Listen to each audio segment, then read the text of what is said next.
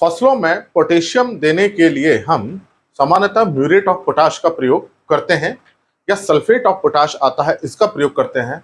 लेकिन बहुत कॉमन जो है वो एमओपी है, म्यूरेट ऑफ पोटाश। तो आज मैं इसी बात पे चर्चा करूंगा कि अगर हमें 1 किलोग्राम पोटेशियम देना है तो हमें कितना एमओपी म्यूरेट ऑफ पोटाश देना होगा या कितना सल्फेट ऑफ पोटाश एसओपी देना होगा। क्योंकि पोटेशियम एक ऐसा तत्व है जो फसल में बहुत सारे काम करता है और दूसरे पोषक तत्वों की उपयोगिता को बढ़ाता है। और पोटेशियम के बिना फोटोसिंथेट्स जो कार्बोहाइड्रेट बनते हैं पत्तियों में, दानों में नहीं जा सकते।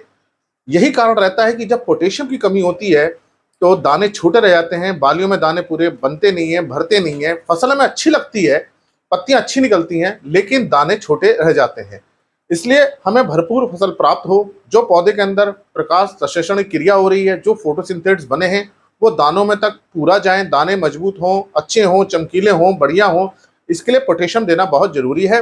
और ये पोटेशियम बुआई के समय दिया जाता है। तो ये देखिए, थोड़ा सा ये समझने की बात है, जो पोटेशियम का सिंबल है अंग्रेजी में के है, लेकिन जब हम पोटेशियम की बात करते हैं उर्वरकों के अंदर तब इसे हम K2O लिखते हैं। तो पोटेशियम जो है के है, लेकिन खाद के अंदर इसे हम ऑक्सीडाइज फॉर्म K2O में बात करते हैं और पोटेशियम खाद को ही पोटाश खाद बोला जाता है। तो ऐसे देखा जाए तो पोटेशियम और पोटाश में कोई अंतर नहीं है।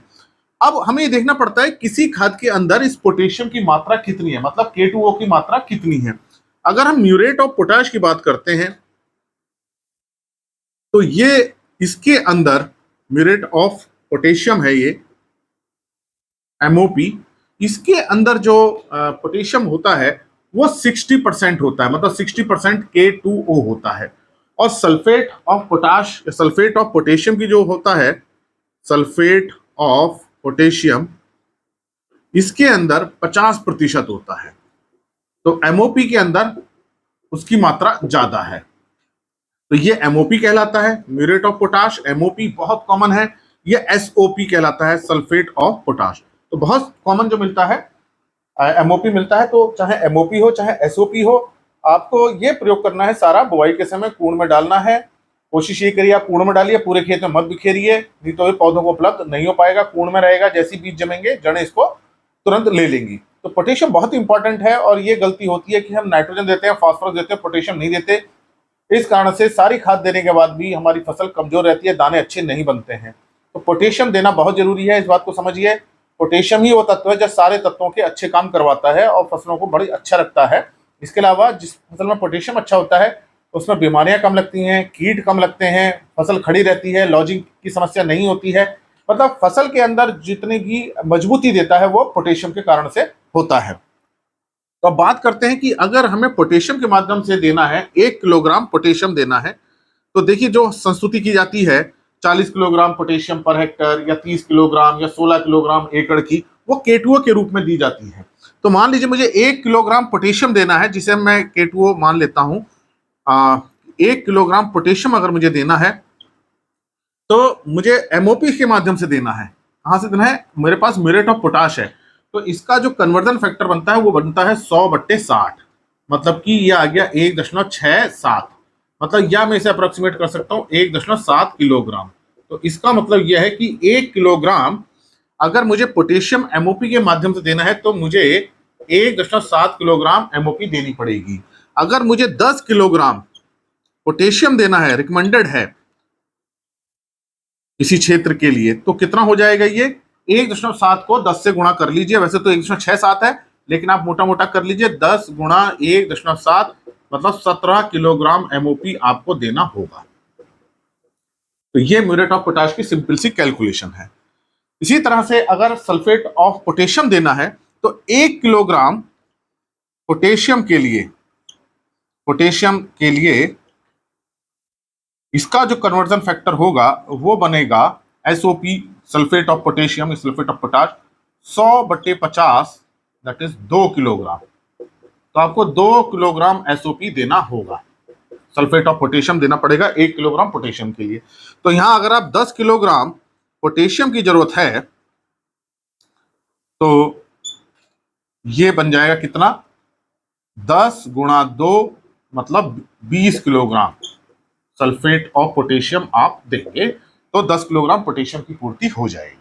तो ये कन्वर्जन फैक्टर आप याद रखिए 1.67 या 1.7 एमओपी के लिए होता है। तो ये आप ध्यान रखें, यहाँ कन्वर्जन फैक्टर 1.7 है, यहाँ कन्वर्जन फैक्टर जो है वो 2 है। अब एक उदाहरण ले लेते हैं। जनरली जो पोटेशियम की संस्तुति होती है वो 40 किलोग्राम K2O पर हेक्टर होती है, मतलब कि वो 16 किलोग्राम हो गई। 16 किलोग्राम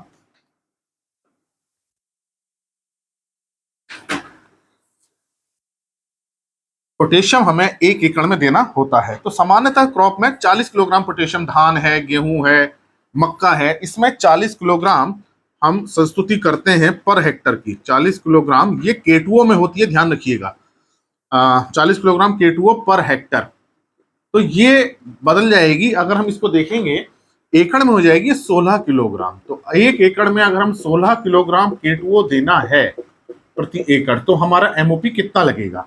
तो एमओपी की कैलकुलेशन कैसे होगी, मैंने अब जैसे आपको बताया 1 किलोग्राम के लिए 1.7, तो 16 किलोग्राम के लिए हो जाएगी 16 गुणा 1.7। तो आप इसको गुणा कर लेंगे तो ये हमारा निकल आएगा, इतने किलोग्राम निकल आएगा। और एसओपी कितनी निकलेगी, एसओपी निकलेगी 16 में देना है, 16 गुणा, ये बहुत सिंपल है, 16 दूनी 32 किलोग्राम, ये हमारा प्रति एकड़ का आ जाएगा। इसको गुणा कर लेते हैं हम 16.17 को, तो 16 17 7 6 42 का 2, हासिल लगे 4, 7 7 और 4 11, 6 1 2 और 1 7 और 2 27.2 किलोग्राम, ये हमारा आ जाएगा प्रति एकड़। तो ये इस तरह से हमें 1 एकड़ में 27 किलोग्राम एमओपी डालना पड़ेगा म्यूरेट ऑफ पोटाश, तो हमें 16 किलोग्राम पोटेशियम 1 एकड़ का मिल जाएगा। लेकिन अगर हमारे पास एसओपी है तो हमें करीब 32 किलोग्राम सल्फेट ऑफ पोटेशियम डालना पड़ेगा, और ज्यादा डालना पड़ेगा क्योंकि इसके अंदर पोटेशियम कंटेंट थोड़ा कम है, 50% ही है, इसमें 60% होता है। तो हमको 16 किलोग्राम पोटेशियम प्रति एकड़ की प्राप्ति हो जाएगी। तो ये एक सिंपल कैलकुलेशन रहती हैं, इसको आप गुणा करके निकाल सकते हैं। सिंपल कैलकुलेशन है, बस आपको ध्यान रखना है जितना किलोग्राम पोटेशियम है म्यूरेट ऑफ पोटाश से देने के लिए 1.7 से गुणा कर दीजिए, और इसमें हम 2 से गुणा कर देते हैं, तो वो हमारी उर्वरकों की मात्रा निकल आती है। तो ये आपको पता चला होगा कि किस तरह से हम कैलकुलेशन कर सकते हैं ताकि हम बिल्कुल वही मात्रा डालें पोटेशियम की या उर्वरक की जो फसल को जरूरत है, ताकि उसकी जरूरत पूरी हो और हमें उत्पादन अच्छा मिले। लेकिन आपको पोटेशियम जरूर डालना चाहिए, बिना पोटेशियम के हमारी फसल कमजोर रहती है और उसकी पूर्ति यूरिया, डीएपी या दूसरे उर्वरकों से नहीं हो सकती। पोटेशियम की पूर्ति उन्हीं उर्वरकों से होगी जिसमें पोटेशियम होता है। तो यही कारण होता है कि हम सारे तत्वों पर तो ध्यान देते हैं लेकिन पोटेशियम पे ध्यान नहीं दे पाते हैं, जिस कारण से हमारी फसल की जो दानों की उपज है वो कम रहती है और हमारे बाली में दाने कम बनते हैं। तो आप पोटेशियम को दीजिए, कैलकुलेशन करके दीजिए ताकि फसल को पर्याप्त मात्रा में पोटेशियम मिल सके। धन्यवाद।